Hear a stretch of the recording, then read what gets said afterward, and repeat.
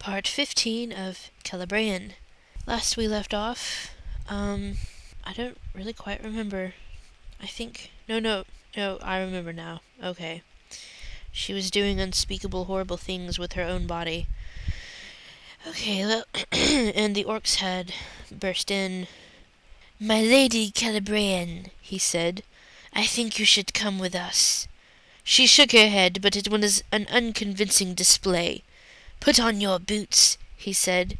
He walked to the bed and cleaned his sword on her bed-sheets.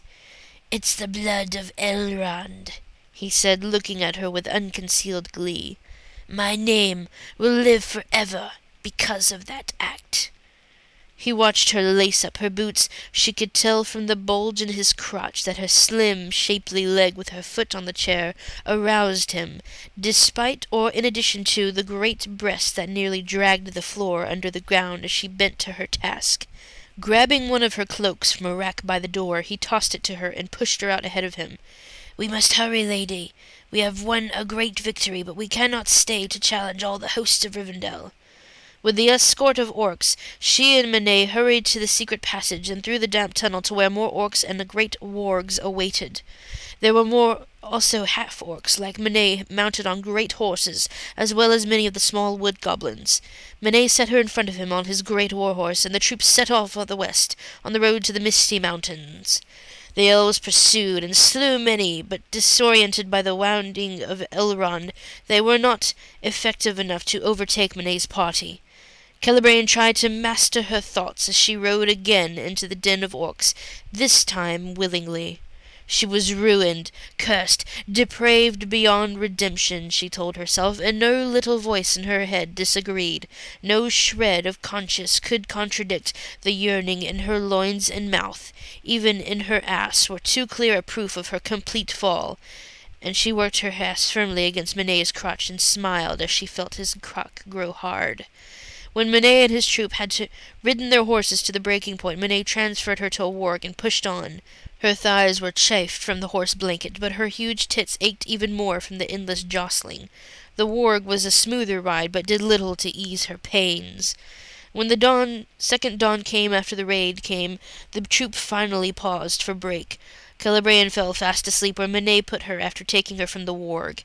That evening, when the troop roused to continue, she dimly remembered various members of the troop leering at her, while she dozed fitfully, some even jerking off in front of her, but not on her. Manet was saving her for something. More days of hard riding and poor sleep passed. She lost count of the days. No one molested her, not even Manet, who had forced himself on her before. As aching and exhausted as she was, her body coursed with unrelieved sexual tension. By her last days at Rivendell, she had been using her teats to give her 6 or more orgasms a day. Now, a week or more without release, her nipples were always at least semi-hard, and she yearned for release on any of the cocks around her, orc, half-orc, or beast. But Manet's will proved greater than her lustful gazes at the males around her. Manet even moved her to a she-warg when he saw her eyeing the warg's penis one morning. In time, they reached the orc lairs of the Misty Mountains. Here the orcs were strong enough that many camped outside, beyond the caves. On her she-warg, Manet led her past camps of starring orc matrons, orc children, past sullen, castrated human male slaves, past broken human female slaves, some with great breasts as big as her own, but pendulous and stretched. There were names and catcalls and spitting like before.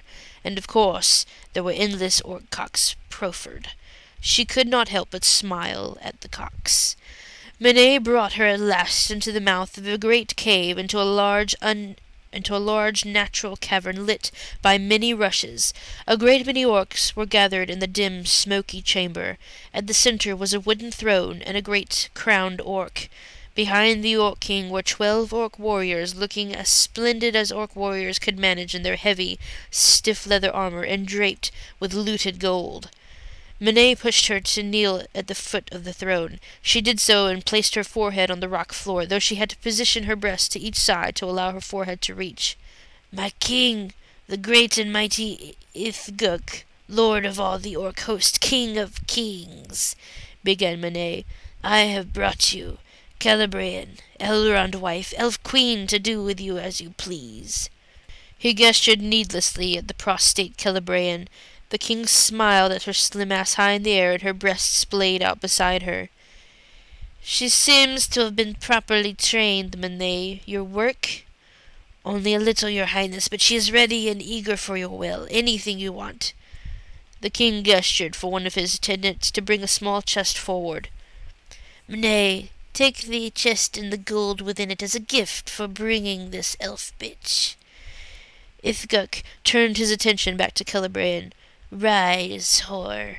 She rose to her feet. It was a labored task with the mass of her breast, but she managed it without assistance.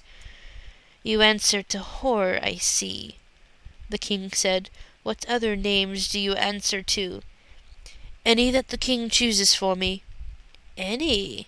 he said to himself with a snort of satisfaction. From his pig nose he stroked his clawed hand along the great jut of his jaw. He ran his fat tongue over each tusk. He could feel the warmth stir in his cock, although it was still hidden under his loincloth. "You drank the bitch draught when you were captured before?" he asked. Celebrian nodded. "How many times?" She thought for a moment. 3 or 4 times, your highness." "What else did they do to you?" Celebrian kept her eyes on the floor, but her cheeks did not burn with shame. In fact, she felt a certain pride. "They placed a dildo in my ass so that I could take the king's chicken. The king fucked me in the ass and pussy many times, and I took his cock in my mouth many times." She raised her eyes to him in a challenge when she finished the recital. The king nodded in thought. "Then you can name yourself bitch." "Yes, my king, I am cocksucker, knob licker, semen drinker, titty fucker, teat sucker. I am a whore, a bitch who begs the seed of the king. I am cock worshipper, ball holder, sucker of my king's salty gifts. I wish to drink every drop in your cock. I want to feel your great seed fill my mouth, spill down my face and onto my unworthy boobs. I am the cock whore, the ball queen, the seed drinker." Celebrian spoke in a clear voice that filled the chamber. The crowd murmured in appreciation and anticipation. "Very well trained, I see, cocksucker. Now prove it on this," he said, revealing his massive chicken. "Pleasure me like no other, and you may be my queen. Otherwise I will throw you into the warg den, where the studs will rape you and the bitches will rip you." And we'll stop there, with that delightful image in mind.